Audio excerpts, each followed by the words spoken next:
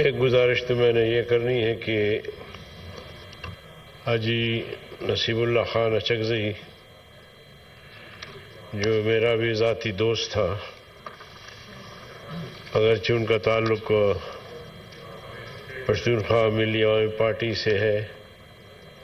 اور ایک اچھے انسان ہیں، ان کو اغوا کرنا اور پھر رہائی سمجھ میں نہیں آتا۔ وہ ایک سیاسی کارکن تھا،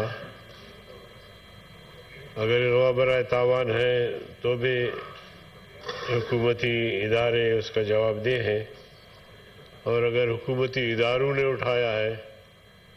تو یہ بہت بڑی افسوسناک بات ہے، لہذا اس کی میں شدید مذمت کرتا ہوں، اور جو بھی اس کے عوامل ہو وزیر داخلہ صاحب کسی موقع پر بتا دیں کہ اغوا کیوں ہوا، رہائی کیسے ہوئی، اور اس میں وزارت داخلہ کا کردار کیا رہا۔ جناب چیئرمین، بلوچستان میں اغوا برائے تاوان اور سندھ میں اور بہت سارے ہمارے جو علاقے ہیں یہ روزمرہ کا معمول ہے، اور اس کے پیچھے بڑی قوتیں کار فرما ہیں جو باقاعدہ اغوا برائے تاوان کے نتیجے میں جو پیسے آتے ہیں اس میں ان کا شیئر ہوتا ہے۔ ہم نے بارہا اس بات کو یہاں ذکر کیا ہے، لیکن بس یہاں ہی آواز یہاں سے دب جاتی ہے، اس سے آگے بات جاتی نہیں ہے۔